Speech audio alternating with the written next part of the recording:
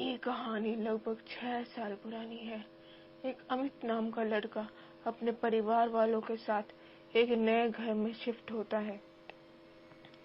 उस नए घर में अमित अपने माँ बाप के साथ शिफ्ट होता है। लोग कहते हैं कि उस नए घर में भूत रहते हैं, पर मुझे इस बात का बिल्कुल विश्वास नहीं है। वैसे ही उसके परिवार वालों ने भी अंधविश्वास पे विश्वास ना करके उस घर में रहने का फैसला भी लिया। उस घर में पहली रात ही अमित को कुछ आवाजें आई। जब वो सो रहा था, उसको लगा कहीं से रोशनी आ रही है, तो उसने बाहर जाके देखा तो उसको एक सफेद चादर में कोई दिखाई दिया। उसे लगा कि ये मेरी आंखों का वहम है। थोड़ी देर बाद उसने देखा तो वहाँ कोई नहीं था, इसलिए वो वापस कमरे में आ गया। ऐसा लगभग 4 दिन तक होता गया कि उससे किसी न किसी चीज की आवाज आती गई। उसने एक दिन अपनी मम्मी को इस बारे में बताया और कहा कि कहीं यहाँ पे सच्ची में भूत तो नहीं। तो उसके मम्मी पापा ने कहा ऐसा कुछ भी नहीं है, तुम्हारी गलतफहमी है, लोगों ने जो कहा वो तुम्हारे दिमाग में बैठ गया है बस।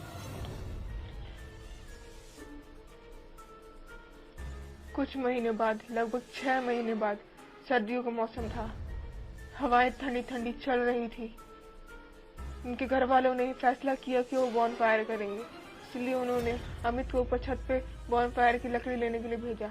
छत पे कोई नहीं रहता था, छत पे कोई जाया भी नहीं करता था। वहाँ हमेशा अंधेरा और गंद रहा करता था, वहाँ कोई नहीं जाता था। जब से अमित इस घर में आया था, एक बार भी वो छत पे नहीं गया था। इस बार वो छत पे गया और वहाँ पे लकड़ी लेने चला गया। वहाँ पे उसने देखा कि एक दीवार पे बहुत सारे दिए लगे हुए हैं। दिए में ना तो बाज है ना तेल है। वो नीचे जाके लकड़ियां तोड़ने लग गया। लकड़ियां काट के उन्हें लकड़ियां उठाई और वापस चलने लग गया। पर उसकी नजर पड़ी दीवार पे। दीवार पे उसको दिखाई दिया कि सारे दिए जल गए हैं, सारे दिए जल उठे हैं।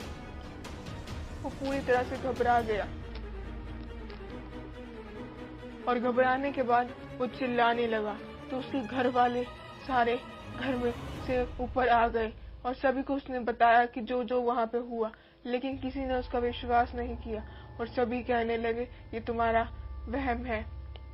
कुछ महीनों बाद अमित को दोबारा वैसी ही आवाजें आने लगी। अब लगभग 1.5 साल हो गया था उनको उस घर में, और लगभग उसको और आवाजें आने लगी रात को सोते समय। एक दिन ऐसा हुआ, वो स्कूल से घर आ रहा था।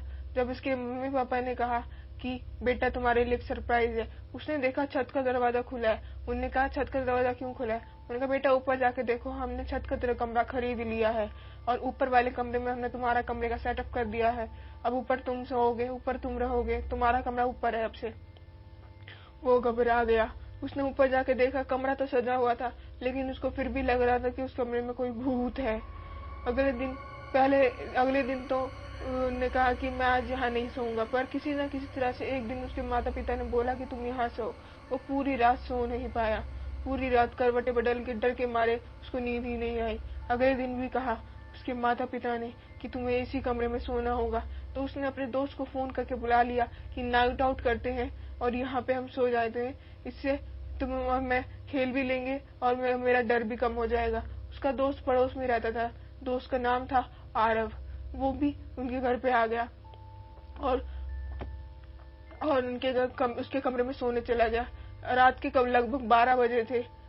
अमित उठा, उसको अपना दोस्त साथ में सोया हुआ नहीं दिखाई दिया।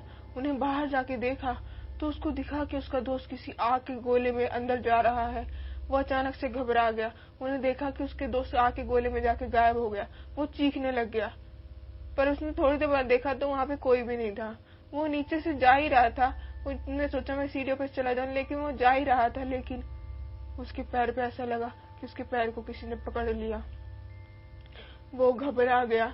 उसने मुड़ के देखा तो उसका दोस्त वहाँ मरा पड़ा था और वो हंसता हुआ अमित के पैर को खींच रहा था। वो उसी समय चिल्लाने लगा और उसका दोस्त गायब हो गया। उसके माता पिता और सभी लोग गली के उसके कमरे के पास आए और उससे पूछा क्या हुआ। अमित ने सब कुछ बता दिया, सब कुछ साफ साफ बता दिया। सभी लोग कह रहे कि ऐसा कैसे हो सकता है, पर लगभग 1 हफ्ते बाद उन सभी ने घर बदल लिया। अब कुछ कहानी अमित की जुबानी। पता नहीं, अगर मैं उस दिन मैं अपने दोस्त को नहीं बुलाता तो पता नहीं मेरे साथ क्या होता। अगर उस दिन मैं अकेला होता तो पता नहीं मैं जिंदा भी होता या नहीं होता, पता नहीं वो आदमी मुझे जिंदा भी छोड़ता या नहीं छोड़ता, पता नहीं क्या चीज थी, मुझे सच्ची में नहीं पता। पता नहीं, मैं अभी भी डर जाता हूँ किसी को याद करके। पता नहीं मैं जिंदा होता या नहीं होता, अभी आप सभी को कहानी सुनाने लायक होता या नहीं होता, या मैं मर चुका होता। अगर आपको ये कहानी अच्छी लगी है तो प्लीज लाइक करें एंड सब्सक्राइब करें।